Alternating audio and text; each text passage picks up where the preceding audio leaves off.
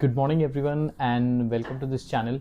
तो आज की इस वीडियो में बात करेंगे एक स्मॉल कैप कंपनी के बारे में, जिनके कल ही रिजल्ट्स आ चुके हैं और बहुत ही प्रॉमिसिंग कंपनी वंस अगेन हम अपने चैनल के ऊपर डिस्कस करेंगे।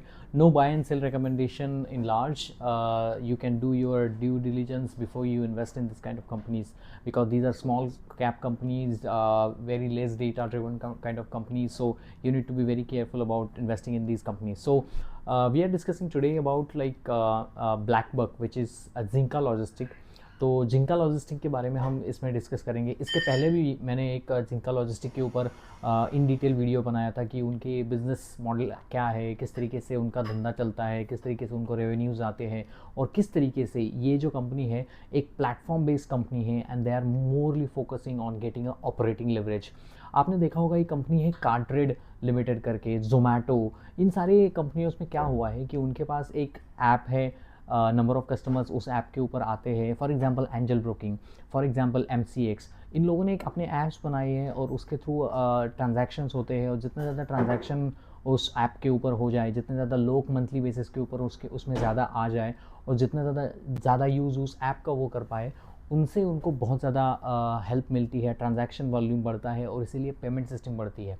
तो बेसिकली ये जिंका लॉजिस्टिक कंपनी है, ये लगती तो है लॉजिस्टिक कंपनी, लेकिन ये basically technology driven trucking digital platform company है जो बहुत सारे इंडिया में ट्रक ऑपरेटर है जिनको 5 के नीचे मतलब 3-4 उनके ट्रक्स हैं और पूरे देश में वो अपने ट्रक को चला रहे हैं। नॉर्मली इंडिया में क्या होता है कि सबसे ज़्यादा जो रोड ट्रांसपोर्ट है, व्हीकल ट्रांसपोर्ट है, मतलब अगर आपको एक बड़ा कोई सामान एक जगह से दूसरे जगह पर लेना है या बहुत सारा मूवमेंट करनी है, मटेरियल्स, कोई हैवी मटेरियल्स की, बिल्डिंग मटेरियल हो या कोई भी मटेरियल हो, rice and all that kind of product, इसके लिए हमें ध्यान में देना होगा कि इंडिया में बहुत सारा अभी जो ट्रांसपोर्ट होता है वो रोड से होता है। आपने देखा होगा कि इंडिया में बहुत सारे ट्रक्स NH4 हाईवेज़ के ऊपर चलते रहते हैं। पंजाब से बहुत सारे लोग आते हैं, इसमें बहुत सारा काम उन्होंने किया है। तो इंडिया में होता क्या है कि एक जगह से दूसरी जगह बड़े माल को पहुंचाने के लिए ट्रक का सबसे ज़्यादा यूज़ होता है। और ये ट्रक कौन चलाता है? तो ये ट्रक ऑपरेटर चलाता है जो किसी गांव में बैठे हुए हैं, इनके पास 5 ट्रक है, 10 ट्रक है। तो ऐसे जो ट्रक ऑपरेटर्स हैं, उनकी हेल्प ये जिंका लॉजिस्टिक जैसी कंपनी करती है। अभी वो कैसे करती है? तो बेसिकली मैं एक छोटे में समझा देता हूँ कि बिज़नेस मॉडल में क्या होता है।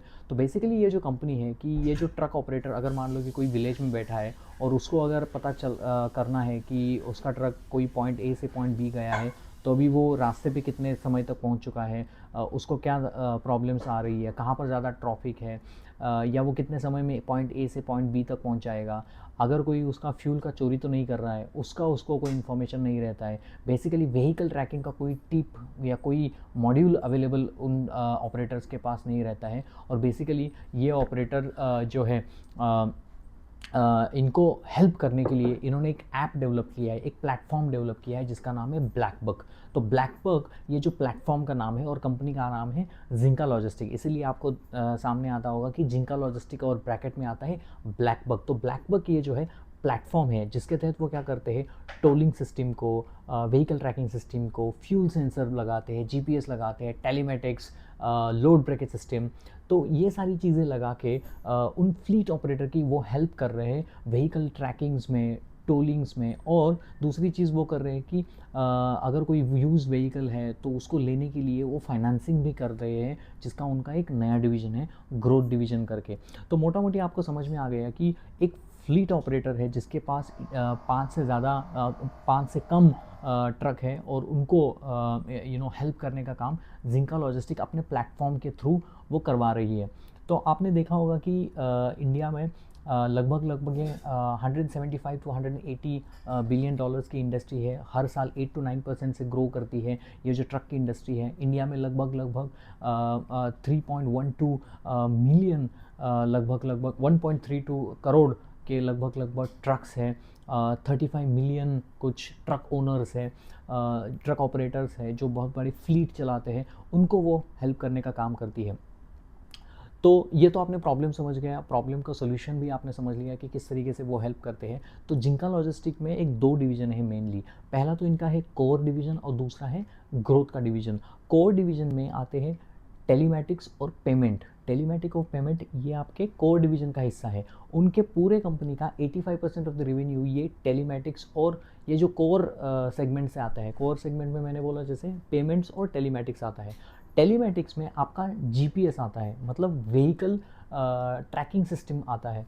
तो बेसिकली ये क्या होता है कि जिंका लॉजिस्टिक एक जीपीएस प्रोवाइडर टूल अपने को देती है, उस ट्रक ऑपरेटर को देती है। वो जो ट्रक ऑपरेटर अपने ट्रक में बिठाता है और उसके ऐप में उसकी व्हीकल मूवमेंट सारी उसको नज़र आती है। मान लो कि ट्रक पॉइंट ए से गया तो अभी वो कहाँ पहुँचा है, अभी वो किस टोल नाके पे है, अभी वो किस समय में वहाँ तक पहुँचेगा, उसके रूट को ऑप्टिमाइजेशन भी वो ऐप बना के देती है। तब वो ट्रक ऑपरेटर वहाँ से उसको बता सकता है अपने गांव में बैठे हुए कि तुम इस रूट से जाओ, यहाँ से रूट से जाना, यहाँ पर कोई आंदोलन अगर बीच में रास्ते पे हो रहा है तो उसको कैसे अवॉइड किए। और कस्टमर को, जिन कस्टमर्स के साथ ये करार कर चुके हैं ट्रक ऑपरेटर, वो भी लाइव ट्रैकिंग डेटा इन्फॉर्मेशन वो अपने कस्टमर को दे पाते हैं कि अभी मेरा ट्रक वहाँ पहुँचा है। क्योंकि एज अ कस्टमर अगर मैं किसी ट्रक ऑपरेटर के साथ काम कर रहा हूँ तो मेरा सबसे पहला क्वेश्चन यही रहता है या माल कहाँ तक पहुँचा है। तो सब सारी चीज़ के लिए फ़ोन के ऊपर चलती है। कभी कभी आपका जो ट्रक का ड्राइवर है वो डिफरेंट होता है ट्रक ऑपरेटर से।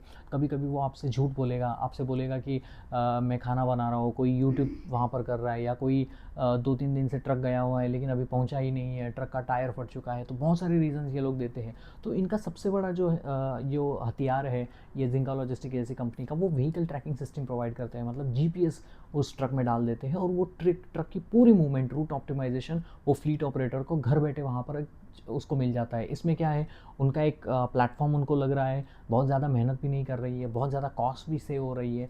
और होगा क्या, अगर जितने ज़्यादा कस्टमर्स इस जिंका लॉजिस्टिक का ऐप ये यूज़ कर पाएंगे, number of monthly transaction by the user जैसे जैसे बढ़ते चले जाएंगे, उतना ज़्यादा ट्रांजैक्शन उस प्लेटफॉर्म पे होगा। और जितना ज़्यादा ट्रांजैक्शन होगा, एक ट्रांजैक्शन फ़ी वो चार्ज करेंगे, सब्सक्रिप्शन फ़ी चार्ज करेंगे, जिसके तहत उनको पैसा आएगा जिंका लॉजिस्टिक जैसी कंपनी को। तो हम वापस आते हैं कि जिंका लॉजिस्टिक के कोर बिजनेस के ऊपर। तो जिंका लॉजिस्टिक के कोर बिजनेस में 85% बिजनेस आता है। जैसे मैंने कहा वहाँ पर 2 डिवीज़न है, एक टेलीमैटिक्स डिवीज़न है। वो जो कोर बिजनेस में मैंने बोला टेलीमैटिक्स और पेमेंट सिस्टम है। पेमेंट सिस्टम में क्या होता है कि आपकी टोलिंग सिस्टम है। मतलब मान लो कि इंडिया में अभी क्या हो रहा है कि अगर कोई ट्रक है जिस रोड से वो चल रहा है, जितना ट्रक उस रोड पे चल रहा है उतना ज़्यादा उसको कैटेगोरिकली टोल देना पड़ता है। तो आपने देखा होगा ये टोलिंग सिस्टम की तरफ वो जिंका लॉजिस्टिक जैसी कंपनी अपने ऐप में से ही उसको टोलिंग सिस्टम का ये जो टोल चार्ज होता है या जितना आपने ट्रैवल किया है उतना जो चार्ज होता है, जो गवर्नमेंट रेगुलराइज होता है, तो जो गवर्नमेंट को पैसा जाता है वो भी पैसा इस ऑपरेटर को प्रोवाइड करने का काम जिंका लॉजिस्टिक करती है। मतलब इनका एक डिवीजन हो गया टोलिंग। मतलब जितना भी ज़्यादा टोल उसमें जितना ज़्यादा नंबर ऑफ़ व्हीकल उस टोल से गुजरेंगे या हाईली ट्रांजैक्शन वॉल्यूम यहाँ पर होगा, नंबर ऑफ़ डेली यूज़ वो चीज़ वो करेंगे, तो वो भी टोलिंग सिस्टम में आता है। तो एक हो गया टोलिंग सिस्टम, एक हो गया व्हीकल मॉनिटरिंग सिस्टम जो मैंने जीपीएस बना दिया, और तीसरा होता है इनका फ्यूल सेंसर। तो फ्यूल सेंसर क्यों होता है, नॉर्मली आपने देखा होगा कि फ्यूल की चोरी बहुत बार होती है। अगर मान लो कि मैंने ऑपरेटर ने 1000 लीटर का कैलकुलेशन वहाँ पर किया है तो कभी कभी 2000 लीटर लग जाता है, कभी कभी फ्यूल लीक हो जाता है,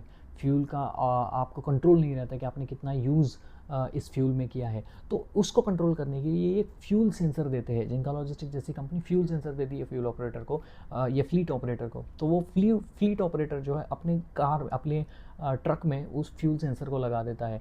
तब इस फ्यूल सेंसर का मॉनिटराइजेशन ऑपरेटर के पास आ जाता है। तो ऑपरेटर जो है फ्लीट ऑपरेटर, तो वो फ्यूल को ऑप्टिमाइज़ करता है, वो फ्यूल को देखता है कि कितना मेरा फ्यूल जा रहा है। क्योंकि फ्यूल ये जो चीज़ है फ्राइट में बहुत ज़्यादा उसकी कॉस्ट ले जाती है। मान लो कि कोई फ्लीट ऑपरेटर जिसके पास 4 ट्रक है, वो किसी कंपनी के साथ, रिलायंस इंडस्ट्रीज़ के साथ काम कर रहा है और उन्होंने उनको कॉस्ट देनी है। उसका सबसे ज़्यादा पैरामीटर्स आता है फ्यूल। अगर वो जितनी ज़्यादा फ्यूल की बचत करेगा उतना ज़्यादा फ़ायदा उस कंपनी को, वो फ्लीट ऑपरेटर को होता है जो वो चार्ज कर सकता है रिलायंस को। तो इसीलिए फ्यूल सेंसर बहुत इंपॉर्टेंट चीज़ होती है। नॉर्मली इन्होंने जो जिंका लॉजिस्टिक ने फ्यूल सेंसर पहले जो डेवलप किया था वो 25,000 का आता था, बहुत ही महंगा था। तो इसीलिए लोग तो इतना ज़्यादा एक्साइटेड नहीं थे। लेकिन जैसे जैसे दिन बढ़ते गए उन्होंने ऑप्टिमाइज़ किया, थर्ड पार्टी वेंडर से वो फ्यूल सेंसर बनाने लगे खुद के बजाय, तो इसीलिए उनकी कॉस्ट कम हो गई और फ्यूल सेंसर की कॉस्ट को कम कर दिया गया। और जैसे ही उन्होंने फ्यूल सेंसर की काम को कम कर दिया, वहाँ से उनकी पॉपुलैरिटी उस फ्यूल सेंसर की बहुत तेज़ी से जिंका लॉजिस्टिक जैसी कंपनी की बढ़ गई, इसीलिए अभी ये ज़्यादा हाई परफॉर्मिंग सेक्टर भी उनका है।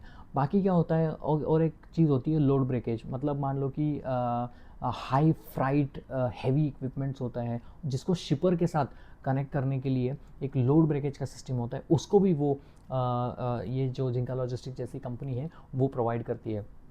और दूसरा इनका डिवीज़न है ग्रोथ डिवीज़न, जहाँ से 15% का रेवेन्यू आता है। तो वो ग्रोथ डिवीज़न में क्या होता है, वो बेसिकली अगर मान लो कि ये जो फ्लीट ऑपरेटर होते हैं उनके पास ज़्यादा क्रेडिट टर्म्स नहीं होते हैं, ज़्यादा पढ़े लिखे नहीं होते हैं, तो इनके पास कोई असेट नहीं होता है। तो ये अगर किसी कंपनी के पास गए, ICICI बैंक की तरफ, उनको बोले कि मेरे पास 4 ट्रक है, मुझे और एक ट्रक लेना है, क्या मुझे आप पैसा दोगे? तो नॉर्मली ICICI बैंक उसके बिज़नेस को देखेगा, समझेगा, लेकिन बहुत हाई इंटरेस्ट रेट चार्ज करेगा, और नहीं तो वो उसको लोन ही नहीं देगा। इसको सॉल्यूशन प्रोवाइड करने के लिए जिंका लॉजिस्टिक जैसी कंपनी उसको व्हीकल फाइनेंसिंग करती है। वो यूज्ड व्हीकल लेने के लिए, नया व्हीकल लेने के लिए वो उसको पैसा देती है और वहाँ से फ़ी इनकम चार्ज करती है। यहाँ से भी जिंका लॉजिस्टिक पैसा बनाती है। सो आप भी बात समझ लो कि अगर जिंका लॉजिस्टिक जैसे ऐप के ऊपर इंडिया के 90% ट्रक व्हीकल ओनर्स या फ्लीट ऑपरेटर आ गए हैं, उनको बहुत सारी चीज़ों के लिए पैसा चाहिए होता है। Not only purchasing the new vehicle, उनको फ्यूल के लिए पैसा चाहिए होगा, उनके अपने लेबर्स के लिए पैसा चाहिए होगा, उनको और सारी चीज़ों के लिए पैसा चाहिए होगा। और जिंका लॉजिस्टिक जैसी कंपनी को कस्टमर को अट्रैक्ट करने के लिए ये बहुत ही अच्छा टूल है कि मैं आपको लोन दूंगा, और लोन की तो रिक्वायरमेंट सब फ्लीट ऑपरेटर्स को रहती है। तो नॉर्मली क्या होता है, आपका एक प्लेटफॉर्म बिजनेस होता है जहाँ से आप बहुत सारी क्रॉस सेल अपॉर्चुनिटीज़ आपके पास आ जाती है। जैसे बजाज फाइनेंस को ही देख लो, पहले वो कंज्यूमर फाइनेंस में था, अभी तो सारी चीज़ के, अगर आपको टीवी लेना है, पंखा लेना है, अगर आपको कोई भी चीज़ लेनी है, इलेक्ट्रॉनिक से लेके व्हीकल तक, सारा बजाज फाइनेंस कर देता है। सेम चीज़ अभी टेक्नोलॉजी को आउट परफॉर्म करके एक ऑपरेटिंग लिवरेज वाला मॉडल बना के ये टेक्नोलॉजी ड्रिवन ट्रकिंग सिस्टम हो, इंडिया के जो ट्रक ऑपरेटर के उनको प्रॉब्लम सॉल्व करने के लिए जिंका लॉजिस्टिक आया। तो इनका प्लेटफॉर्म ही यही है, एक डिजिटल प्लेटफॉर्म है, और जहाँ पर ऑपरेटिंग लिवरेज का बहुत ज़्यादा प्ले है। मैंने अपने बहुत सारी वीडियोज़ में बनाया है, I am more interested in a company जहाँ पर मुझे प्रॉफिटेबिलिटी की ग्रोथ, सेल्स की ग्रोथ से अच्छी मिलती हो। अगर मेरा सेल से कंपैरेटिवली मेरी प्रॉफिट बढ़ती है तो मुझे ऑपरेटिंग लेवरेज मिलता है। वो तभी मिलता है जहाँ पर आपकी फिक्स कॉस्ट को कंट्रोल किया जाता है। फिक्स कॉस्ट कंट्रोल, जैसे जिंका लॉजिस्टिक जैसे केस में उनके पास एक ऐप है जिसके थ्रू वो सारा बिजनेस वो कराते हैं अपने फ्लीट ऑपरेटर्स के थ्रू। तो इनकी कॉस्ट इफिशिएंसी अच्छी है, इनके कॉस्ट के ऊपर बहुत ज़्यादा कंट्रोल है। इसीलिए आपने देखा होगा, अगर मैं Q1 के नंबर्स के ऊपर I hope you guys have understood the business model of this company, very very basic business model, but it's very good business model। तो वो आप अगर मान लो कि Q1 के नंबर में आओगे, टोटल इनकम बढ़ा है 62% से। अगर मैं एडजस्टेड ईबिटा की बात करूँ तो 290% से एडजस्टेड ईबिटा बढ़ा है। इनका कोर बिजनेस 40% से बढ़ा है। इनके जो टेलीमेटिक्स और ये जो मैंने बताया पेमेंट का सिस्टम जो कोर है उनका 40% से बढ़ा है। और मैं अगर इसकी बात करूँ ग्रोथ बिजनेस की, वो तो 250% से बढ़ा है। ग्रोथ बिजनेस 250 से बढ़ा है, ये 40% से बढ़ा है। नेट रेवेन्यूज़ 55% से बढ़ा है, और उनका एक्सपेंस भी थोड़ा बहुत कम हुआ है।